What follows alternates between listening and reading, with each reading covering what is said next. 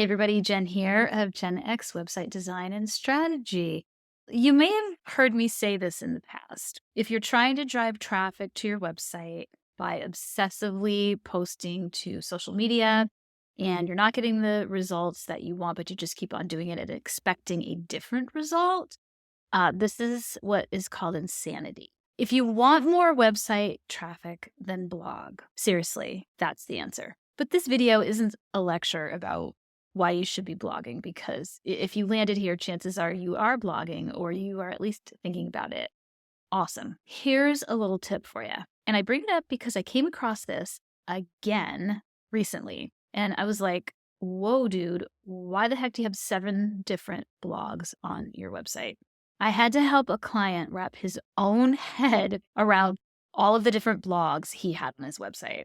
It was so confusing. And even my brain, which specializes in creating order out of chaos, was struggling with this. There was no reason for him to have 7 different blogs on his website. What he needed was one blog with 7 different categories. So let me do you a favor and save you from yourselves. Keep watching. Or you can click on the link below this video and read the blog post instead.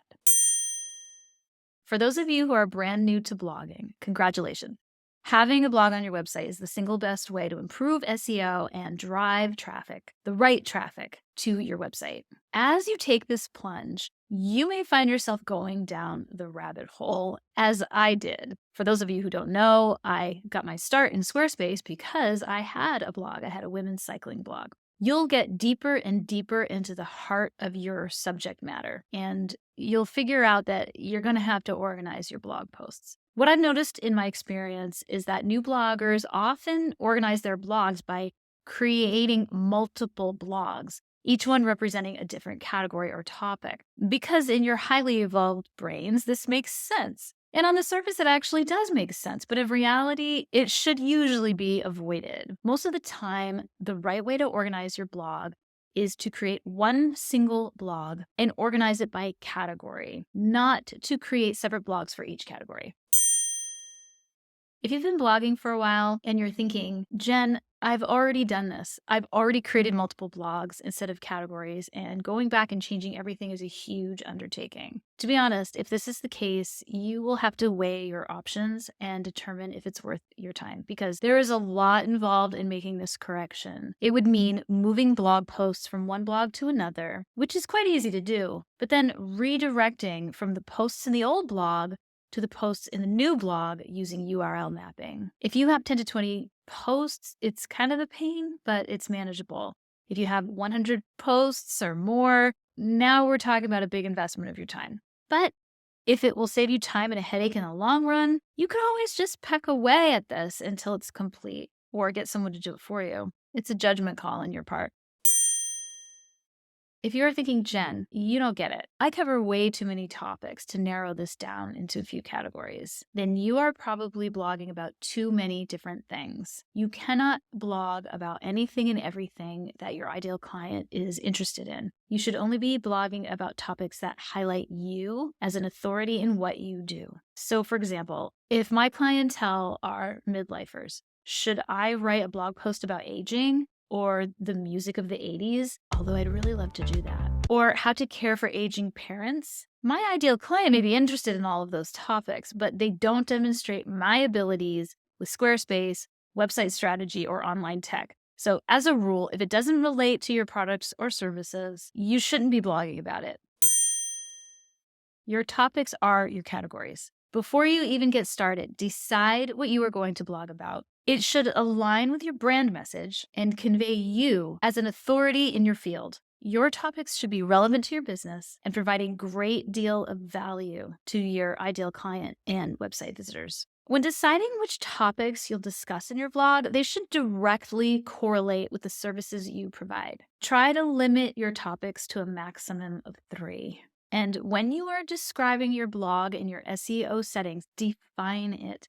Say what your blog is about and put it right on your blog landing page too. For example, learn easy tips for optimizing your Squarespace website, what's involved in website strategy, and online tech that will aid you in your website's success.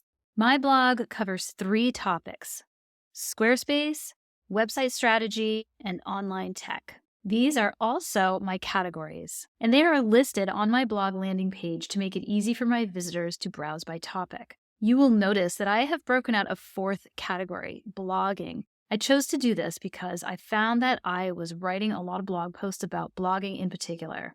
While I do consider blogging part of website strategy, a very big part of website strategy, I know that many of my visitors are specifically looking for tips about blogging. So I chose to break this out for search purposes, and you may choose to do something similar. And since I love the topic of blogging so much and I feel like I have a lot to offer in this area, I created the Squarespace Blogging Quickstart Guide. It's totally free, and I'll include a link below this video where you can grab your copy. This is great if you are just starting out in blogging. While you want to limit the number of categories you have, it's okay to have more tags. When I choose tags for my blog posts, I'm thinking in terms of what my visitors may type into the search box. For example, I've written a few posts about Instagram in the context of my topics. So this is not a category because it's not a main topic for me. It's more of like a menu item, like nachos. In the category appetizers, food always makes for a great analogy, am I right? If someone wants to see what I have to say about Instagram, all they have to do is type Instagram into the search box, and all of my posts that mention Instagram will pop up. And since I'm on the back end of my own website, the one I'm writing right now is popping up. I used to limit my tags, but I don't anymore. Besides, it's very easy to manage tags and categories in Squarespace. So easy.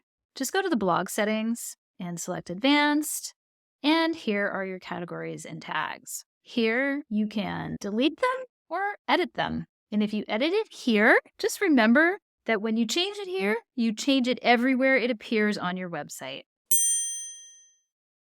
As time goes on and you just keep getting better and better at this blogging thing, you may decide you've changed your mind about what you want to blog about. Maybe your business has pivoted. Maybe you've discovered there's a topic in particular that you just love to blog about. Maybe there's a topic you really don't like blogging about. Maybe you've learned a new skill and you want to talk about it. I've got news for you. It's your business. You can change your mind as often as you like. Pivoting is normal. If you're not pivoting, you might be missing something. That said, you might also have just nailed your niche and your business. My advice is go with your intuition. Intuition is a very powerful thing. Trust it. I mentioned initially in this video that my client came to me with a website that had like 7 different blogs on it.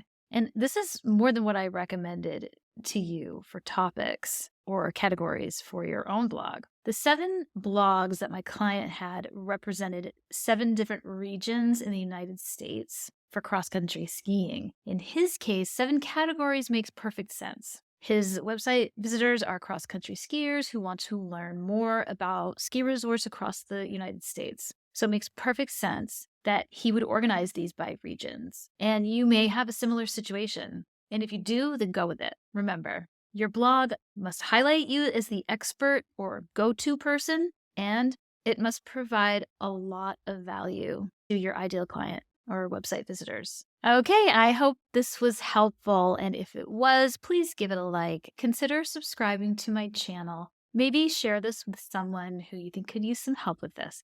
But most of all, have fun with your Squarespace website.